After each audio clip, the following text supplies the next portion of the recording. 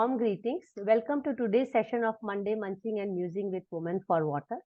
This session is conducted with the support of Water Resources Council of the Women's Indian Chamber of Commerce and Industry and in collaboration with W4W Foundation and media partner Counterview. My name is Dr. Mansi Bal Bhargav and I'm currently holding the position of National President of the WICCI Water Resource Council, as well as I'm also the founder director of W4W Foundation. Today in this session, we are going to hear and listen and know much more about Suresh Rohilla, Dr. Suresh Rohilla to be precise, and understand his experience of working with a lot of women professionals at office scale as well as a lot of women at the grassroots. Before I invite him to share his thoughts and ideas about women in water sector, let me just briefly introduce and the first line of introduction has to be that Suresh is a good friend and mentor. So thank you so much, Suresh, for accepting this invitation. Thank you. And Suresh is also our advisor at the Water Resource Council of WICCI. So it's a double privilege for us to have him. And he's been guiding me for quite some time how to deal with the issues as complex as women in water and apart from water, various aspects of water. Now, coming to his formal, engagements, at present, he is program lead at International Water Association, where he is involved in research, advocacy, and capacity building in the area of improved planning and design of human settlements, which includes promoting citywide inclusive and resilient water and sanitation management, blue-green infrastructure, and nature-based solutions for resource-constrained settings. He has vast experience in planning and development of area development, township, and infrastructure projects in the area of water and environmental sustainability in the urban context. He's been also nominated as expert member of the various committees set up by central, state governments and international professional bodies. And IWA is just one of the platforms where he's so closely associated, but I know him for many years. In fact, I know him as a good friend very recently, but I have been referring his work for quite some time. So welcome, Suresh. I'm going to just call you Suresh and leave the rest of the things aside. Thank you so much. And as you know, the session is more about women in the water sector. We would still like to know how other than women look at this whole issue. And for that, we first want to go through your journey of water sector before we get into the whole issue which we want to discuss today. So today's conversation is going to be on three parts. First part is knowing Suresh as Suresh. And then second part being women professionals and your experience of working with them and your ideas, how and where they should upskill themselves. And then how can we engender the water sector and make it something close to a day when we don't have to discuss gender in the water sector because water itself is gender neutral. So this is the three broad layout of the presentation. So I hope you're fine because we are going to record and edit and then share it with people at large. Sure. So my first question to you, Suresh. When did you really realize that you belong to the water sector? Please share your journey. When did you start and you felt that, yes, this is where I'm going to spend the rest of my life, the water sector? Over to you. Thank you so much. Thank you, Mansi, for the kind words and the introduction. And yes, we are from the same fraternity, water fraternity, and also as a friend, as a, I would say mentor, because I learn a lot from you also. So in that sense, we professionally are engaged with each other and happy to today accept this invite and share my experience. I have been in this sector for over 25 plus years, I would say today. So happy to share my journey in 5-7 minutes, whatever you say I can. I am trained as a city planner.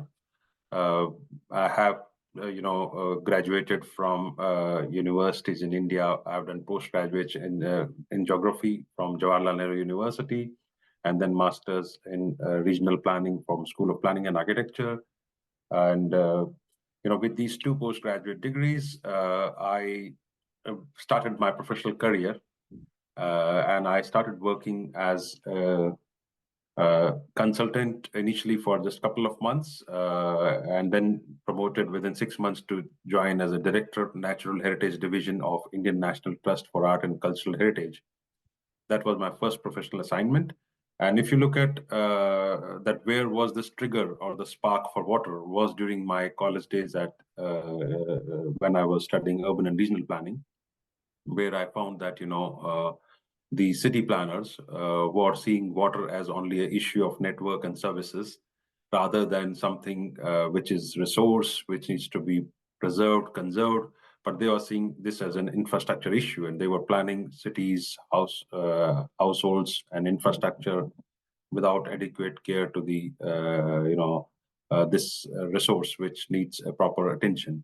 So I think that I would say that, and I was one of the few first ones in early 1992, 93, I'm talking about, where I started working on, water, cities, and urban planning, I should say. And that took me to my first assignment, where we had done some field work in and around Delhi, as one of my mentors, Manu Bhatnagar at Intac, who was there. We used to he was my co-supervisor for a master's thesis, and with our interest, we used to just drive around in and around Delhi, identifying the historical water bodies which had gone derelict and which had been lost with the development process.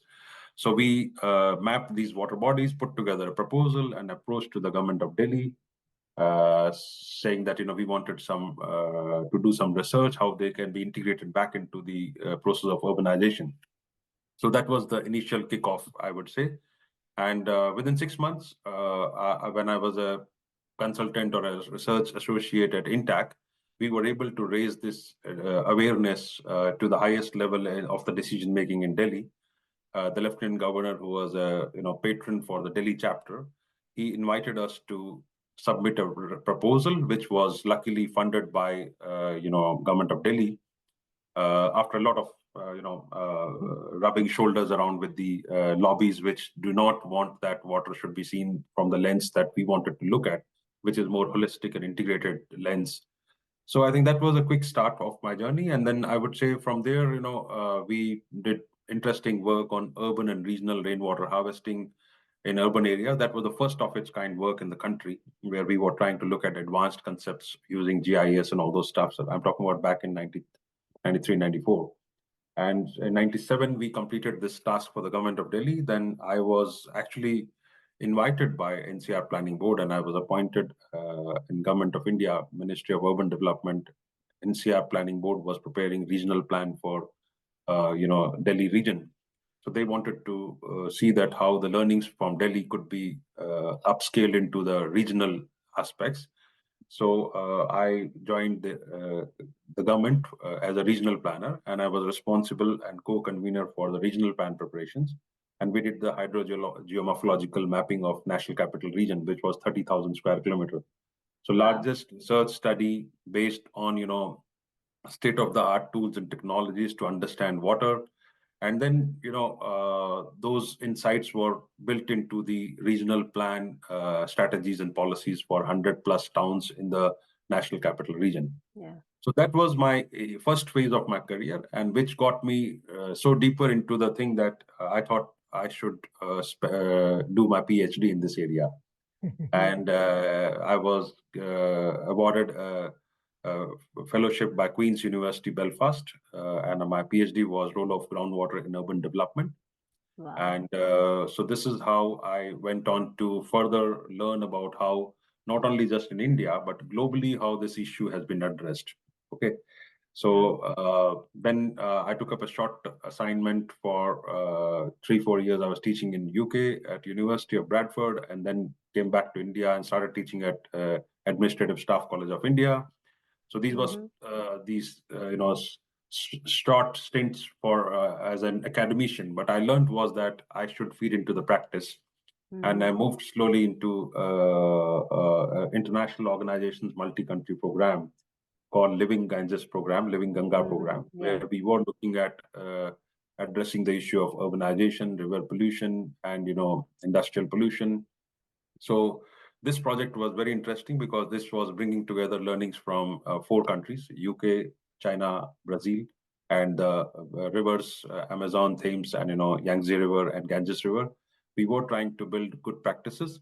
And in India, the work was so successful that this resulted in being formed the IIT consortium, which was invited by Government of India to develop an integrated river basin management plan.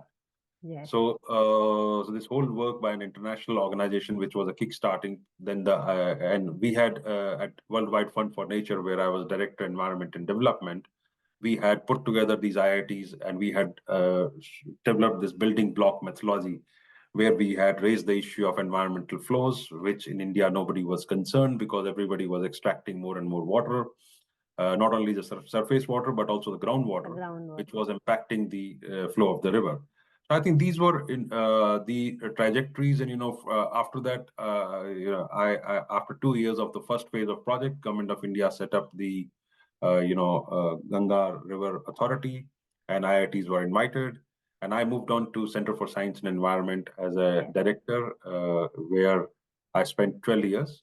This was my last assignment before coming to IWA. And over there at Center for Science and Environment, I was also the head of the Center for Excellence for Reforms in Urban Water Management, and also mainstreaming these reforms into practice. So for capacity building of urban local body and municipal functionaries, development authorities.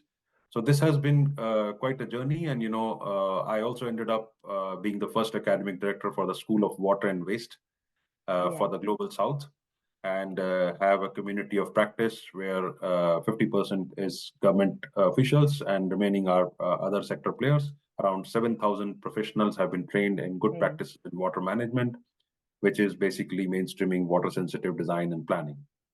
Interesting. So this is a short journey, and now I'm at IWA, a global member organization, which is upscaling these areas of my work and connecting with like-minded people across the global south and working in resource-constrained settings. So I think, Mansi, Very this nice. is... Yeah, it was quite in nutshell, and I was quite wondering, will you be able to cover this vast experience? And you were so precise to put it together. And just to understand your current engagement, because as I understood, even when you moved there, we discussed about it, the upscaling of the efforts which you have taken across the country. And now when you are seeing, many countries doing these efforts, because it's not only India, other countries are also having water crisis, and the approach to water was very different than how we are looking at today. I would like to know what kind of engagements you are right now pursuing with other countries, and where do you see we stand as India in terms of advancing in really doing water conservation and management. It will be nice to hear in brief how do you think we are Mansi, really moving good. in the right direction. Yeah. So good. I would say that the last 10 years before I joined IWA was that I strongly believe that water is everybody's business, not to be just left for only engineers or only technicians. It was like but that when we studied. Yeah. So that has the foundations of this thing is that and also when I was doing practice, building a practice, a community of practice, I realized that uh, each and every stakeholder, maybe a water user or water planner or a water engineer, all need to come together from the early stages of planning for water. So that was the beginnings of that. And that brings me to the whole SDGs, where also there is an increased focus of basically, leaving nobody behind, connecting with the marginalized communities. So whosoever is there, we need to connect with them. SDGs have also brought this at the forefront. And IWA being an international organization, it has a strategy and a vision that we would like to, amplify the agenda of connecting with all the marginalized communities and diversify, in which a particular focus is that gender and youth are two critical areas where we want to make it as a starting point.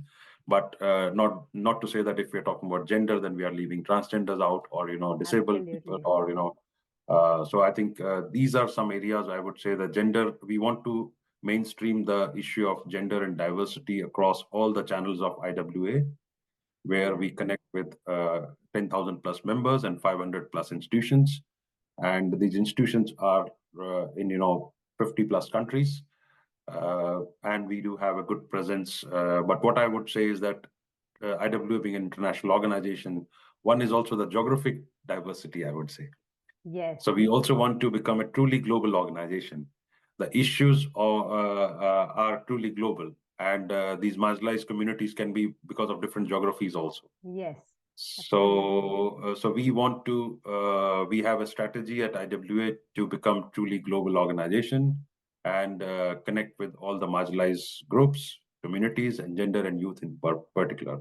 If you Yeah. want more, I can speak in detail about what these efforts are, but happy to Yes, talk. we will. Yeah, thank you.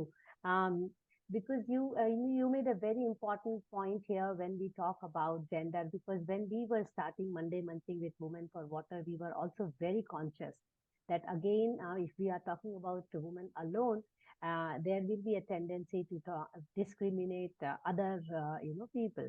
But then we were very conscious at simultaneously that no, we want to focus on women because it's from the Chamber of Commerce and Industry and Women, Water Council of Women. So we thought we will first focus on women, but you are absolutely right. Youth has to be equally inclusive. We have to make them inclusive as much as the other gender and other aspects. And geographical boundaries have no meanings nowadays. When you work at the global scale, you must be realizing. But I want to bring your attention more towards Suresh as a gentleman whom I know and many friends we have common who Suresh knows and they know Suresh. If you don't mind, I would like to ask a little bit of personal life understanding because we also want to understand how life of a man goes around profession because one part is really knowing your profession very well. But when we compare, because this whole series is about reflections. So when we compare life of a woman in the profession, there are many different facets. And I'm sure there are likewise for other genders as well as, any person for that matter, any age group as well. We would like to know, because water sector has been always prejudiced as only field work. But whereas a person like you has also worked not only on field but in academics, in research, in public speaking, in decision making. So I will not say that it's only field based or infrastructure based field. There are many facets. So when you are so heavily engrossed in a profession as interesting as water, like both of us are, I will say to the extent of we are diseased with water practice, in a personal level, how do you find that it also is coming at a cost of personal life? And are you sometimes compromising your personal life space and giving more priorities to water because it attracts us, whether we like to accept it or not? I mean, you just give me a word water and I will start doing everything around it. I'm sure it's the same with you. So how are you balancing your personal life aspirations, family, and at the same time keeping your sanity around water that you want to give? There are no Mm, 200%. So, and mm, in lives of women, when we talk about this question, it comes out very clear that there mm. are points when they have to make compromises. I would like to know how men do and other genders do. It's a very good question, and let me try to see that how I will try to answer it with some examples and all those. Yes, Like any sector, water is also political.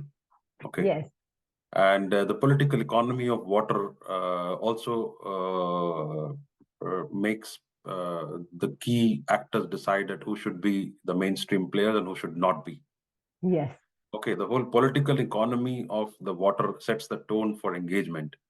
And as a practitioner, and as an advocate, when I have seen that, I have challenged this, and I have also been challenged by that. yes, May it be even saying that you are not an engineer. How can you talk yes. about water? So it's not just that it's just women, but if you are not just if you're not a technical person, that you should not be talking about water. That Hmm. itself is something. But then whole thing is that my personal understanding of water now over 25 years, I can say that we have filled that gap, have contributed Yes, with thing, and also some examples. I would say that I remember once a friend of mine. I would say I'm calling a friend, but I will not name it. He works Of with a course. development authority, and he called me up and he says that, uh, I don't know what has happened to her daughter, and she wants to work in the field of water. And I think she said that, uska dimag kharab ho gaya hai, so मैं उसको आपके पास भेज देता हूँ. So, so you can imagine that I'm saying a friend, and for him is that if you are trained as a planner, but if you want to work on water, कि आप लोग का एक पागलपन है जिसमें आप लगे हुए हैं, क्या आप urbanization और इसको पानी से link कर सकते हैं? This is something. Another example I would say is that I used to have a lot of interns, and when I recruited some female colleagues as interns, I used to get a call. Oh, why did you send our child to River Yamuna for field surveys? It's not safe there. Okay. I said, but if she has decided to work in the area of environment and water management, if she doesn't see the river, then it would be a big challenge. So these are something, okay. And for us also, as I've grown, I have had various occasions where I've interacted with female colleagues. Either they were working along with me, or they were my even bosses many times. Working with Sunita Narayan, who is a well-known figure in water sector in Global South, she was my boss. And if you look at the CSC's management, this is female dominated in that sense. Yes. Similarly, various other opportunities where my program director at Worldwide Fund for Nature was also female colleague, Sejal Voda. So they were colleagues whom I have had the opportunity to work. It's not that they are not in leadership positions. Yes. But also it's the both ways, like there are female colleagues who have worked with me also. So I've had occasions and experiences, first-hand experiences where we have overcome these issues, starting from, even if you say that, remember when I started my career early, there was certain professions attached to that. This is the task where male members will do. This is the female would do. For example, a stenotypist or assistant. Yes. I remember I used to have 2 or 3 assistants, staff members, support staffs. They were supposed to be like stenotypists and recorders. So they were there. And female, but, often yeah, female. But having graduated and having learned computer, I never dictated anything, and I never got it typed from them anything. So my staff was redundant in that sense. So these are some learnings, I would say. 2 or 3 examples I have told you, but that was Indian experience. But I would say that in our professional field, I have seen that it varies culture to culture. It depends upon education levels. From where you come from. Within India, also in urban, you will find there is a participation, but in rural, there may be varied. And also within India, also some parts, like if you go to Kerala, you would find much more participation and active engagement in all spheres of STEM, including water, where female participants are active and they are also involved in water sector. But if you go to UP, Bihar, and other areas, you would not find active participation, but 1 or 2 champions would emerge from the northern India also. It's not that you should say that Aruna Roy was not there from northern India. Yes, and absolutely. Champion Vandana Shiva has been known for her works. Similarly, if you look at Southeast Asia, you would see Southeast Asia is much more known for the number of CEOs in Southeast Asia in the water utilities is much more than any other part of the world. But they may not be considered part of the North and the developed world, but they are much ahead in terms of engagement with and addressing the issues of diversity, because that's part of the cultural, the social aspects, how the society looks at the women also. And it's not just the education level, I would say. Education levels might be low in Southeast Asia also. So it is where you hold the place of women, and also how do you see that, where they can contribute. So it's nothing that what they can't do and what they can do. But there has been in some context, some settings, there has been some stereotyping. Yes, absolutely. I think so. Even research For me, I don't see that there is any task which a female professional, a women professional, I should be. I don't know, because there are these terms nowadays considered good and bad, whether male or female. I use detergent. So please allow me that, because I'm not a professional in inclusion, but I would say gender. I don't think this can be stereotyped with one particular gender typology. Not at all. Not at So, all. It's just that our study is going on women in water, but not at all. Yes. So I don't see anything where what I can do, what women colleague or practitioner or fellow colleague who is either working with me or senior than me, he should not be doing it. It's nothing which I see Absolutely. that can stop her from doing so. Yeah, absolutely. But it is just the circumstances, probably because we have been talking to more than 50 women who are almost our peer group, by the way. And they come out very clear on these aspects, that there are certain moments in life when they have to take a call, and things like, when they take a gap in their career, returning from that makes a lot of brings a lot of challenges to them to return to the sector, and there are many layers.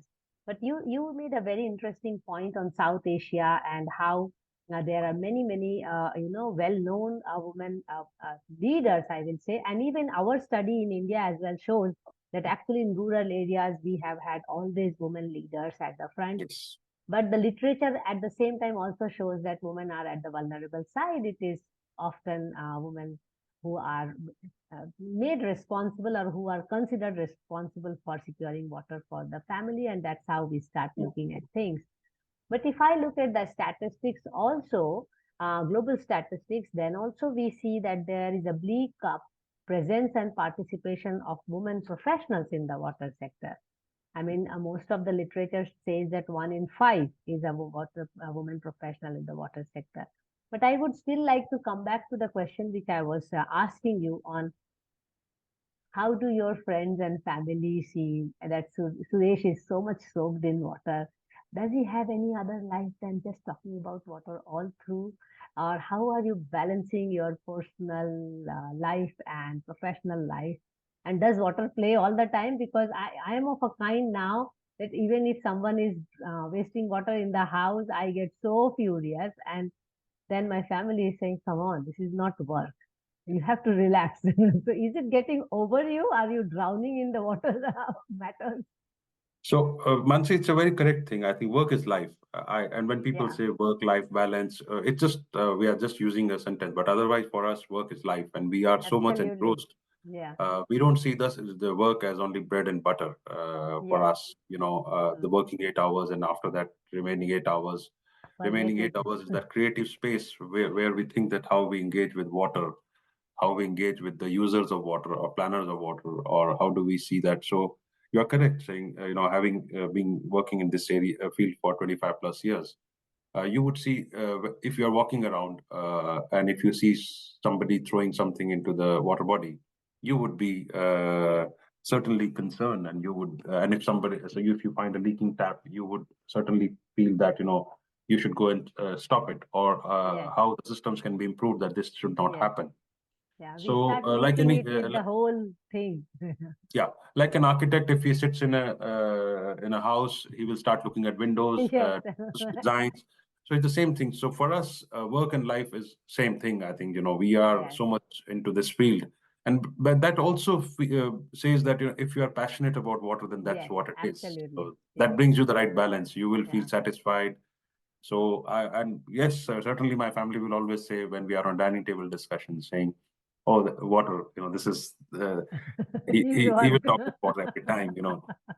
The word water comes and he'll take away the space. Oh, Yeah, yeah.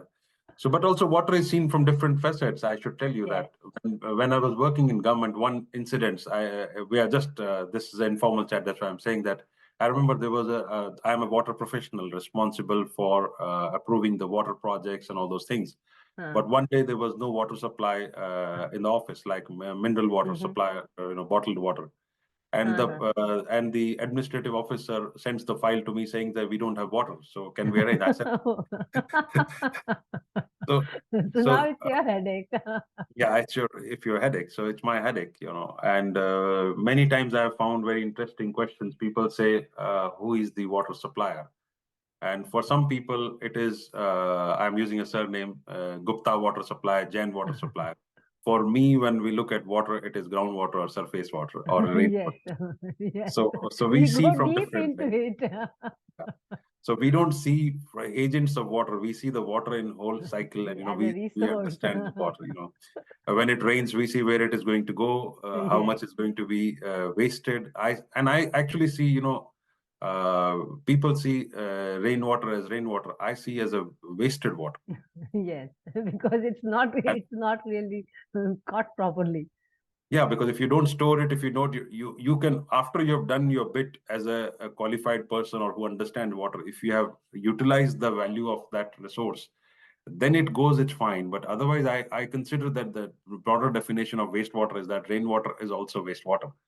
The Yes, runoff which is absolutely. not utilized for human consumption or adequately properly, so it's also considered wastewater, I would say, in that sense. Yeah, absolutely. Actually, it's all one wastewater. When we say it Yeah. is all one water, it is all one wastewater which we are trying to treat and bring it back to our consumption level. In So, fact, quantities are much more than the sewage yes, which is yes, generated. So if you don't that utilize is, it properly, yeah.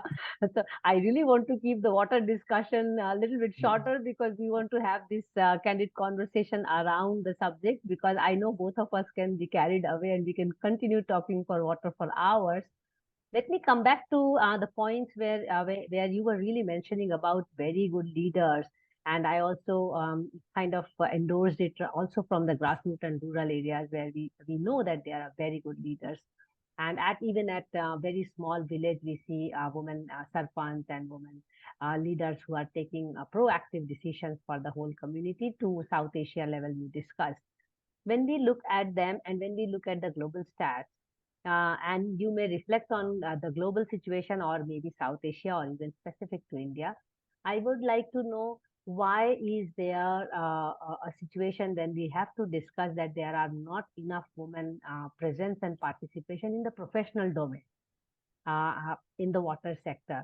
And you may counter argue that there are enough, but I'm just coming straight from the statistics.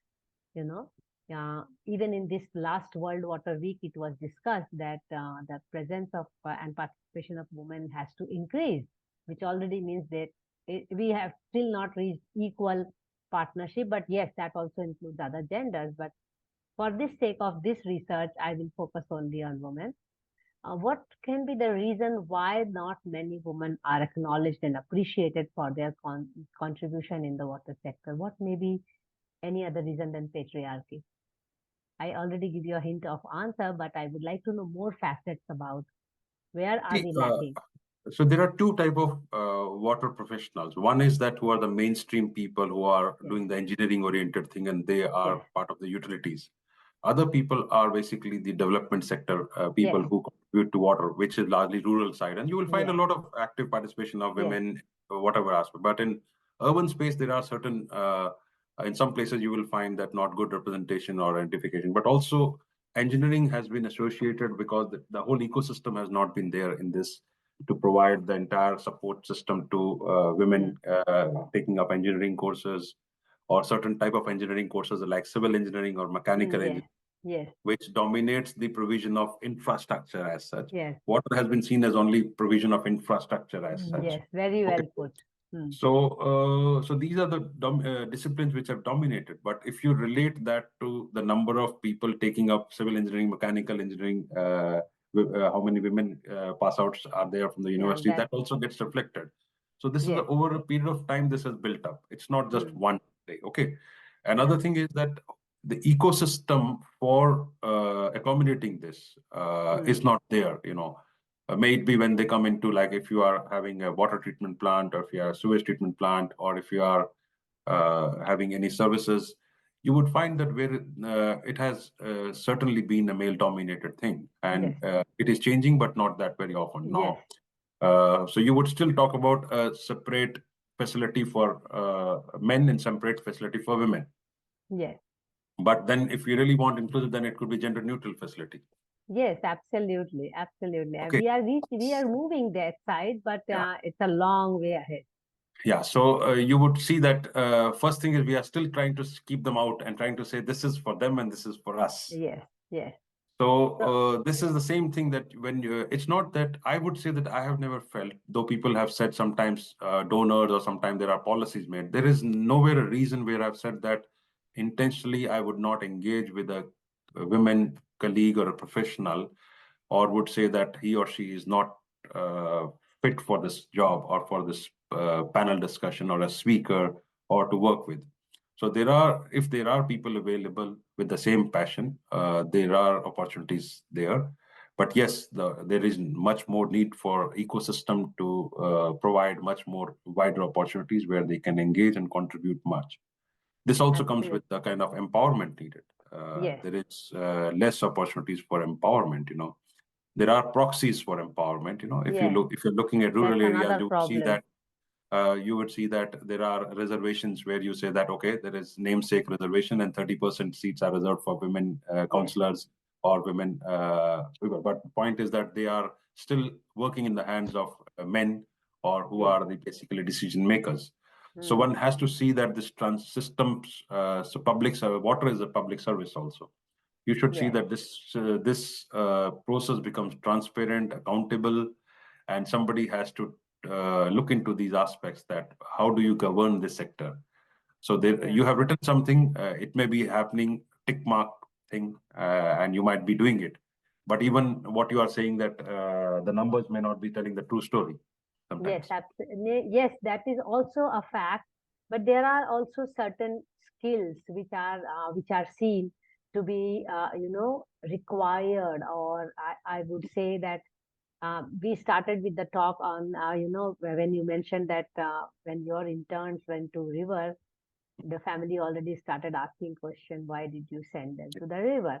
But having said that, we know that the many facets of water require all kinds of professionals. But beyond the professionalism, we also see leadership is an extra step or extra layer of skill which is required. So one, you may still find many water professionals as women, which is still less in the global statistics. But I take your point very well, that it's also redefining the way we look at water professionals, or for that matter, redefine gender as well. Yeah, One you want to example I say wanted to something? share, Mansi, where, in India, for example, if you see, we have struggled to provide 24/7 water supply. Yes, And even if there was pipelines available, individual households did not want to connect with the main pipeline, because yes, it was just an engineering solution, which it was thought yes, about, a pipe water supply and a pipe dream. But if you look at a recent intervention where Odisha government has yes, kick-started 24/7 water supply, drink from tap water in 5 towns, and they are scaling up to 100 towns. It is not because it's World Bank, ADB, or other big infrastructure things. They have mobilized the self-help groups, the women yes, self-help groups, who have come together, who have gone and house to house, and they have connected with the people to ensure that they take connections, and also they tell them that they have reduced the cost of overall water supply yes, provision. They have communicated the risks of not having a drink from tap water supply, and if they fetch water from alternative sources. So these whole examples that for since independence, India has struggled for 75 years to provide 24/7 water supply, yeah, but very recently at a low cost with local contractors, not international yes, hmm, contractors or consultants, but with local contractors, hmm, 100 towns in India, and with reduced cost due to self-help groups, women involvement, and transgender involvement yes, in operation and maintenance. So water is not rocket science, frankly.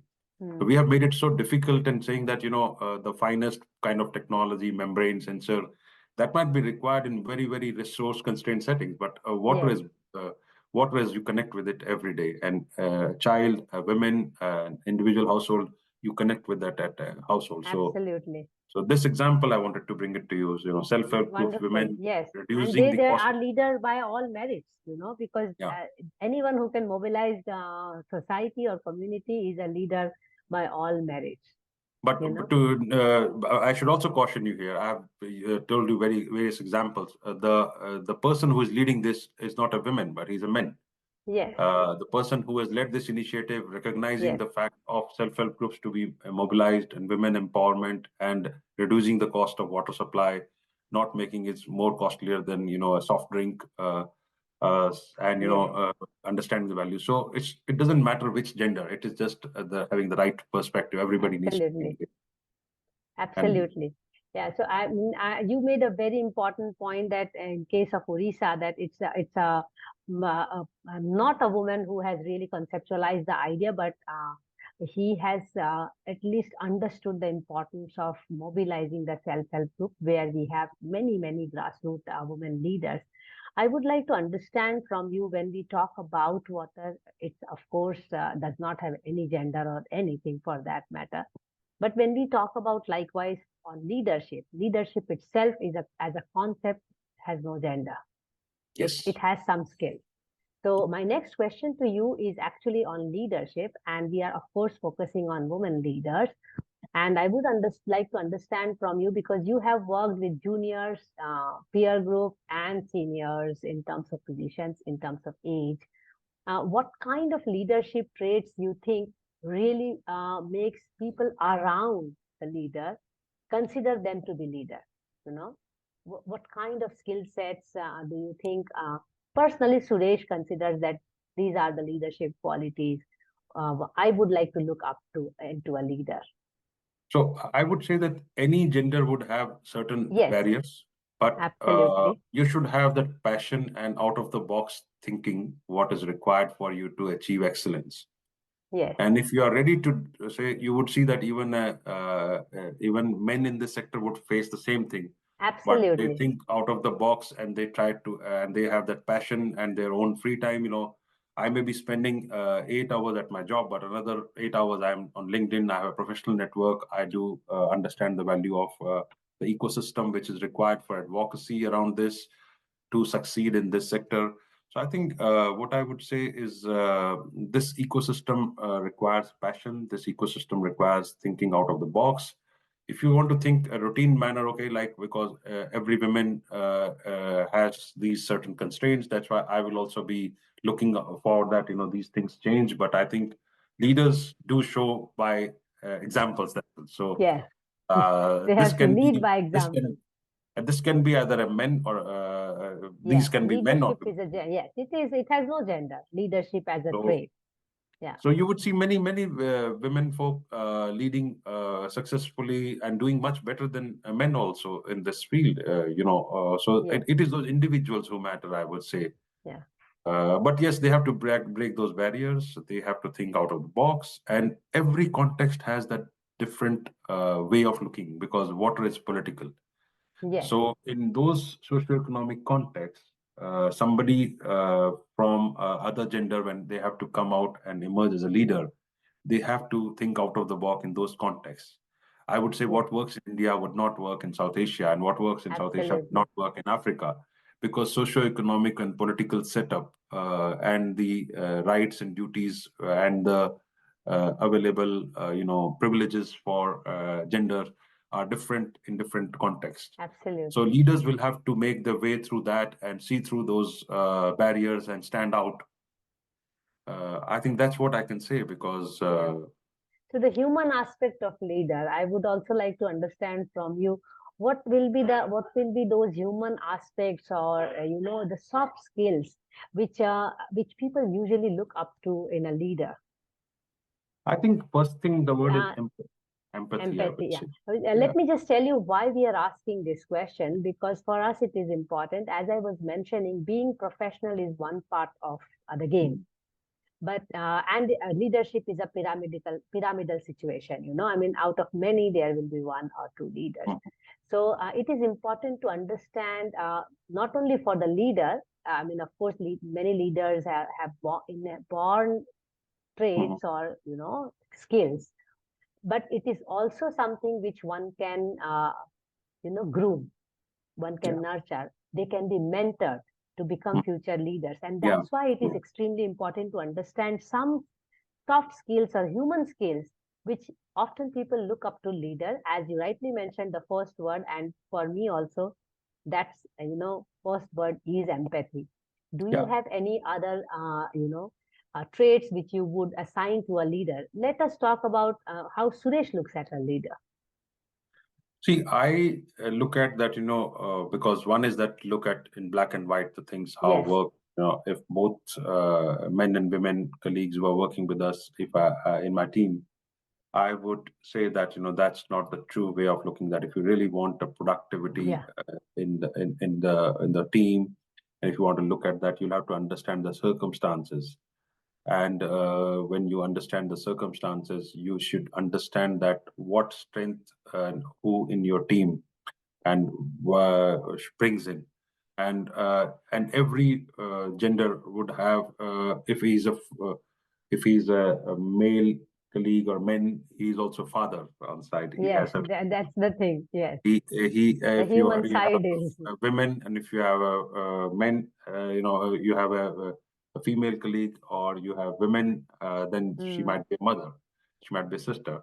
So there are several stages in life where they require to balance between giving attention to certain other priorities in yes, life as well as this. So one has to also look at flexibility and in the work environment.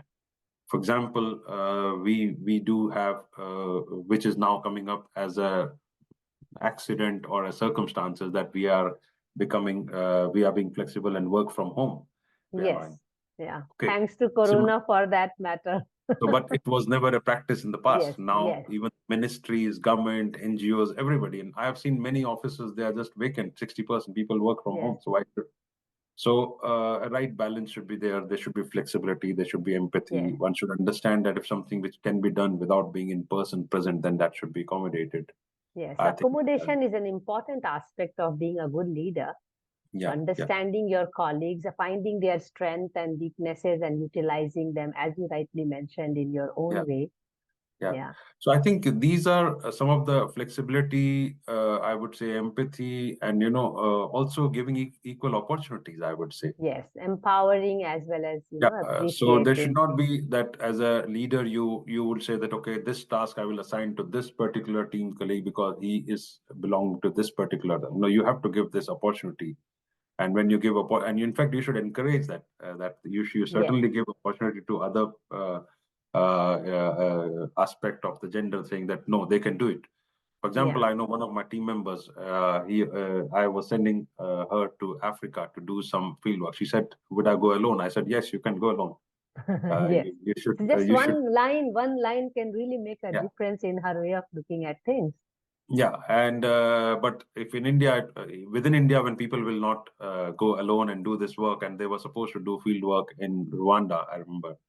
And Mm-hmm. she still comes back to and tells me, my colleague, saying that, sir, it was you who pushed me, that I went alone. Mm-hmm. In that different country, I did some field surveys, I made some good networks, professional friends, and I understood the issues. So those Mm-hmm. opportunities, and giving a little bit push to Yes. say that there is no such thing, that the team, the administration, the office is around to look into these aspects and cover up for that and provide support.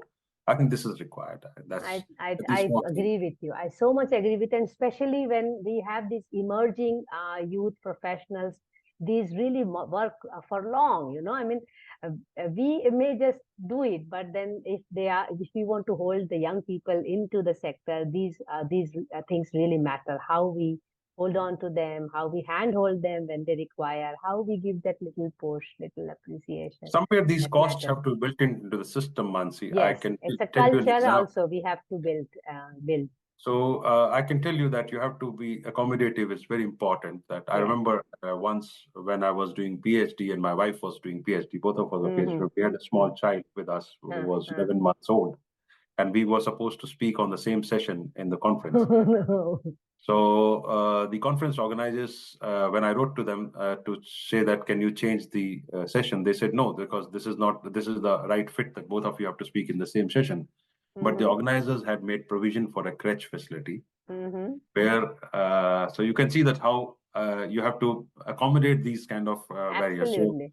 So Yes. both father and mother were comfortable, and they didn't Mm-hmm. feel any constraints, and we were ready. We left our child in the crèche for that 2 hours, Mm-hmm. and we had this ecosystem around that Mm-hmm.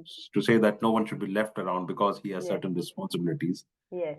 So this example I want to share, and Yes, this yes, is very, very important. I think these things are also coming up in India, and I'm sure you are now able to see it more how things are shaping up in the world, because it's also a world matter where we have to bring in more women leaders in the practice.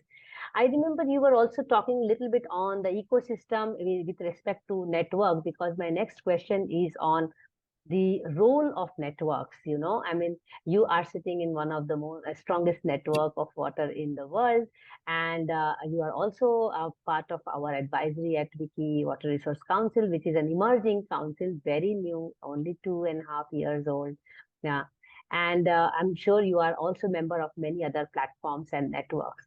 I would like to understand from you how these networks can help not only women professionals, but because this research is more on women, but also understand from your point of view over these more near 3 decades of experience, how networks help shape our profession or help shape our worldview, and also help shape our, you know, uh, belongingness to the profession, and even, you know, I will say upskilling as well. So, what is your experience of being in so many networks and platforms? see networks. The strength is that it provides you exposure, Yes, and you can cross learn. It's a knowledge yes, exchange, yes, and it's largely available free of cost many times, or at a very yes, nominal cost. But yes. then, if you think that you want, like for example, a typical professional, an individual, if he's interested to learn, he Hmm. would be, in spite of that, he may be a government servant or an academic, he would go out of the way and become part of network Yes, and improve his skills. It's yes, not necessarily whether your organization is supporting you to be part of that. Then you are yes. It's looking a at only personal. just, Yes, no, you are just looking at a proxy that, oh, my organization yeah, doesn't pay for it. I don't want to be part of, or yes, they don't approve. The networks are basically learning opportunities. At yes, you do get exposure, and you can upskill yourself. Skilling up is happening at your own pace, and you have different channels for that. Now, this network could be either a similar kind context or learning from a developed context to a developing context.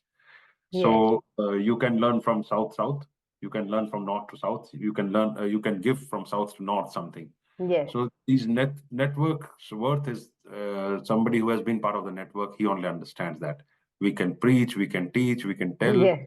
but you these That's what we networks have to also, do to join the but network. they are self-regulating and disciplined. Yes, You also have to give back to the network. You have to yes, give time. You have to. So if you, I keep myself update if I don't get time by being part of network. I am on various program organizing committee. I am asked to review papers of various conferences. If I don't get time to read journals and books, then I read these papers when I come to know that what is happening in which part of the world. So I think network brings you that state of the art update, what is happening where, and you can mm, connect to any part of the world with now the mm, kind of opportunities which exist. And opportunities. we are Yes. Gen X people when these LinkedIn and all those things were not there. Mm-hmm. But you can understand that We from see those the days we had, difference actually. We see the difference. yeah. So so the network brings you quality in your work, cross learning opportunities, and knowledge exchange. Yeah. I mean, I would add here from I think your experience as well. You may, be convinced about what I say. I think it also brings a lot of accountability to us what we do, because we are part of the network. I mean, Yes. it's you have to be answerable to your profession, of course, to Yes. yourself, but to your profession. So I Yeah. see that as a very important role of network. Yeah. Nobody is asking you question, but you should know that you should be accountable to society, and Yeah. network is an indirect tool to monitor your activities and behavior, or professional conduct for that matter. Yeah. Yeah. So Yeah. what is interesting about this conversation, Suresh, and no wonder you are mentor at WICCI Water Resource Council, because you are answering my questions in advance, by the way, because my next question is about how do you think one can participate in network? And for that matter, I will straight away ask you for a council like WICCI Water Resource Council. It is new. You are part of the advisory.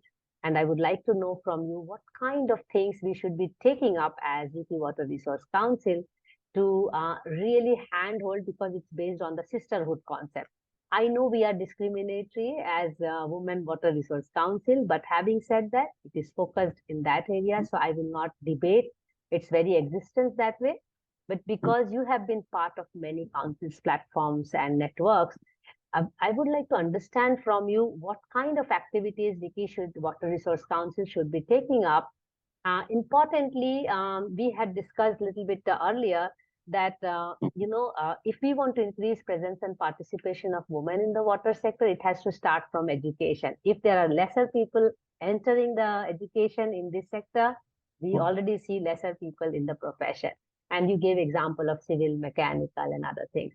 So in one of the things which we are interested in, how to increase the presence of women professionals, then only we can talk about the pyramidal part of leadership.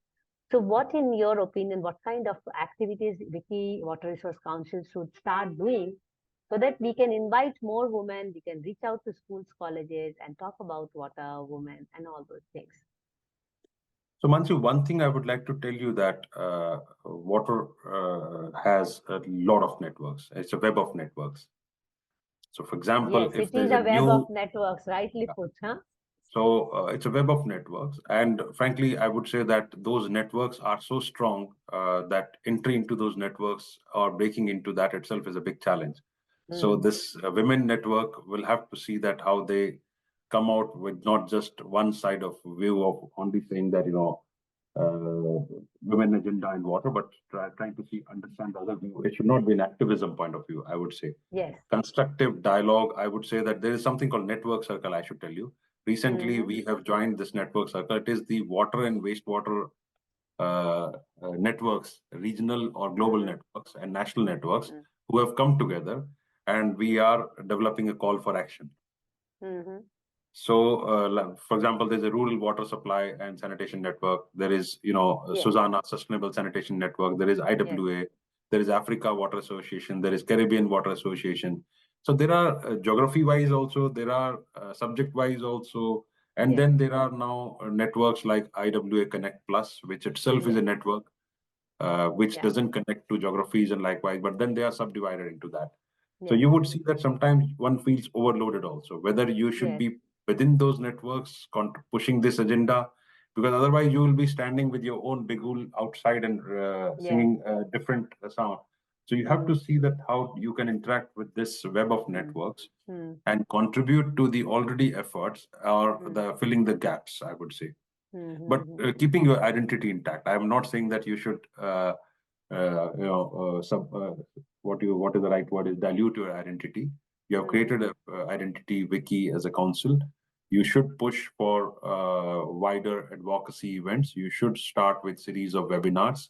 You should have a call for action. Maybe I think a call for action. Whether you want, if it's India wide, then you should say call for action in India, how to encourage women participation in water sector. And I would say that water should include sanitation. Don't leave it out. Okay, that's a very valid point, huh? And you are already starting to talk about saying, shall we leave, whether it is a broader definition of water, because water, whether you want to connect with solid waste or I don't know that, but certainly, yes, sanitation is going to be the game changer. And other thing is the climate agenda. So climate is a broader umbrella within which now people are going to all the development sector, global agencies, national agencies are going to align their priorities. So you have to see that how this women in water agenda, because water is not going to be the forefront agenda now. It's going to be climate. Yes. And people will say, let's continue to do what we are doing in water and sanitation, where you are pushing your agenda that the existing water and sanitation should improve. So people will look at climate resilient water, climate resilient sanitation. So you should see that how women in water should help towards the climate resilience in water and sanitation. So I think that I'm you should already also feeling we should have a climate council as well, because you should keep an eye on that, how the sector network is evolving and developing, and not be left behind that you are trying to push the issues of 20-year-old debates and dialogues, but certainly updating yourself and also feeding into the network how they are evolving. But you can still stand out with the excellent work what you do, and to say that we have these achievements and these milestones to bring to the network. So any tangible activities which you would suggest to take up in next coming 1 or 2 years to really set our foundation a little bit stronger? Because as you know, it's a very, very nascent stage of the council. And how do you see we should be doing it? Any formalization, any do you see other activities which should be taken? Because you I know, would in say last that 1 year, we have been just listening to understand what a council should be doing. I will be very honest on that, and how we should be making sure.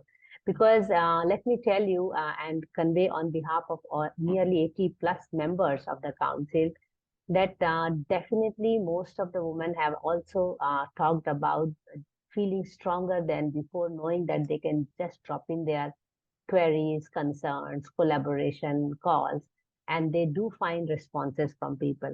And to my surprise, in last 2 years, I have had received at least 2 calls per day from any WICCI Water Resource Council member. And I didn't expect that, to be honest, being a national. I didn't really expect that there will be so much of engagement, you know. So I feel in a way we are doing some things, but I still feel that there is so much to be done.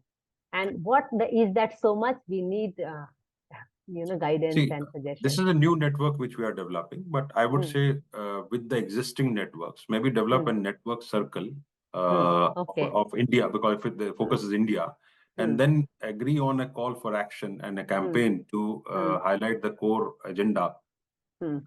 which everybody agrees upon. Hmm. There are Hmm. several bodies like IWA has an India chapter which has around Yes. 700 members. Yes. There is India Waterworks Association, and Hmm. try to see that how people see this kind of a movement. Yes. Yes. You would do you find really you have to identify challenges and barriers to start Hmm. addressing them. If you Yes. are pushing an agenda or you are just talking to yourself, otherwise you might Hmm. end up having wiki council talking to each other, but Yes. there are other networks who are in the game. So I think Very you will well have to put. sit across the Hmm. table and engage with these other networks within the Hmm. region. There might be these subgroups of IWA, so there might be subgroups of other water networks like India Waterworks Association. Hmm. There are also industrial groups also. For example, Yes. CII has Yes. another of industries. So Yes. how do you how do you encourage that the larger, bigger industry, and CII is a national body. Yes. I don't know about the FICCI, whether it is national or it is some part of the PhD CCI also. Yes. So if you look at Yes. various chamber of commerce are there where Yes. you could This is work. also national. This Yeah. is also national. Yeah. But then there are regional chamber of Yes. commerce also where you could Yes. engage with them to develop a call for action, and then Yes. you have the strength to say that we have uh, a dozen of us regional Huh. chamber of commerce as well as industry associations, Mm-hmm. because at the moment when it is anchored over there, it is only industrial subgroup, industrial association. Am I Yes. correct? Yes. You have to move With the to Chamber of Commerce and Industry, actually. yeah, So so you have to move towards, for example, there is something called Association of Municipal Development Authorities, yes. or whether there is a body for water utilities. Hmm.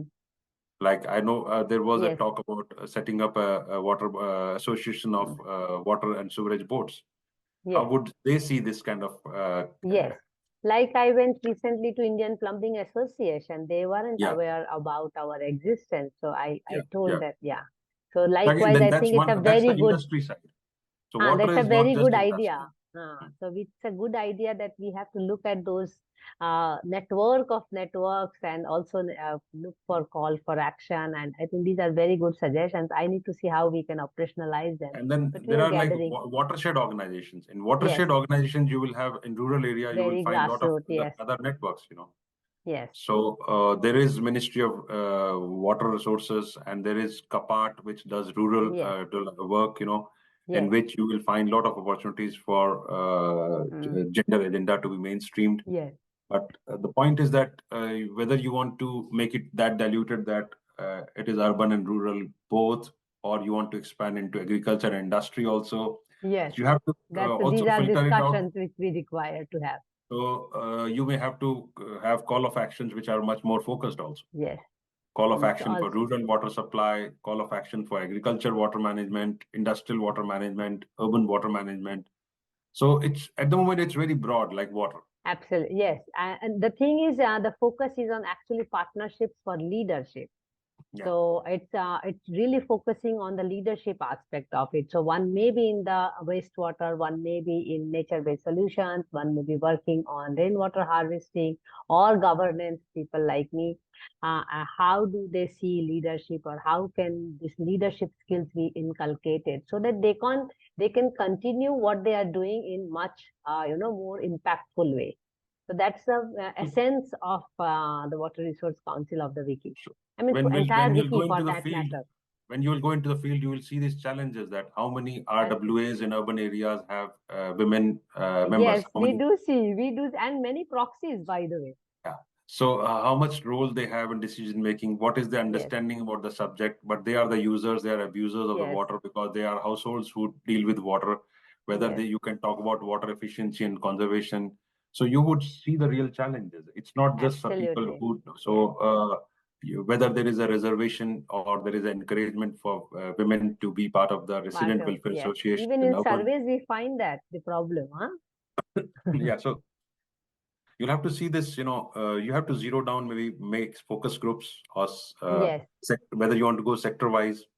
Yeah, we are actually discussing those things now in the National Council members, that how do we start shaping and taking up activity roles. So some people can take up these workshops and trainings, and that discussion is already going on. So we will reach out to you for more discussions on that, hoping to complete all the discussions with advisory group as soon Hmm. as possible. Hmm. But that brings me to the last question, which is a very easy question, and it has two sub questions, and it is your call to the youth. So a message for the young people who are entering the water sector, or you would like them to enter the water sector. So what it is to be in the water sector, and so that they are encouraged and attracted to the sector to join, and what they should be taking care in future to ensure that the environment, or the enabling environment, is engendered, so that in future people like me, when we started our career, this was a big issue, and we would like to see, you and me both would like to see a day in our lives when we don't have to discuss gender issues. We are just there, that here is a water issue which we have to handle. We are humans, we are the problem creators, we have to find solutions. So what kind of message would you give them, to the younger people? So for the youth, I would say that for example, I'm taking my own example that if you want to be patient, then you are not going to see the change. You have to be impatient. You have to ask That's for a, that. you are the first one telling this, and I really like it. Yes, And you have to be in you unrest. You have yeah. to have that So unrest. if you think accept the status quo, then it's going to be impacting youth the maximum. Not many of us who may not be Yes, there in 2050, 2070. So yes, it's their future. So they yeah, have the right to ask for and to play an important role in decision making how these resources are managed, and yes, they have a say because their future is important. yes, So people, that's why if you look at IWA, we have a very deep engagement with youth. yes, We have also included them into the board. yes, They sit in the board. So yes, that's something. But they should not shy away saying that, oh, there is a person who is double my age, and how can I contribute? No, they can contribute, and they have to be part of the process of decision making because that's their future, and they have to be impatient actually. So I think I really liked when you said that they have to be impatient, because for many things we actually teach people, and especially students, that they have to be patient to their work. But very rightly put, because it can be directly connected to the being passionate about something. So one has to be in that discomfort all the time, that there is something which is not right, or there is something where I have to engage in. So I really liked the fact that you if the Gen X sees the energy and impatience in Gen Z, Yes. then only we will give the way. Otherwise, we will say that, oh, we learned it in 50 years. You will also learn in 50 years. By the time things would There's have no gone worse. leapfrogging. So there's no leapfrogging. So Gen Z has to actually be impatient to show that they are ready to take responsibilities and role, and they can do much better than us because they have the tools. Yes, absolutely. They You have the very state of the rightly art put. They have knowledge. the tools and also more knowledgeable. Yeah. For us in 25 years we have seen the sea change of technologies and tools, so certainly they have much more they are much more resourceful, they are much more accountable, but yes, they should be fire in stomach to achieve something, Yes, yes. I think very so well put. that will take them forward, and otherwise nobody will vacate that space, nobody will create a Yes, space for yeah. you to come and I think I think I have something more now for my students to talk about yeah.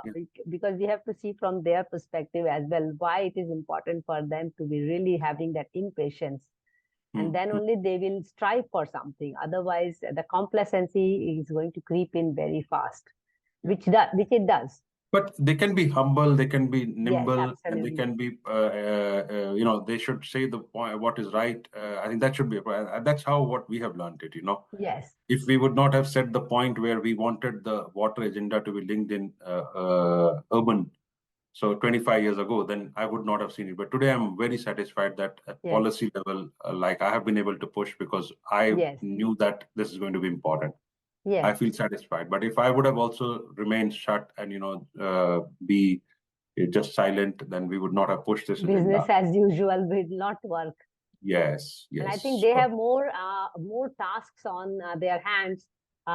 We also had, but and I also learned from you how at a very tender age you also started taking firm decisions about your passion, about your instinct that this is required Yes. and I must just push for it and give my best to it, no matter Yeah. what it comes. And it comes sometimes when we give our best.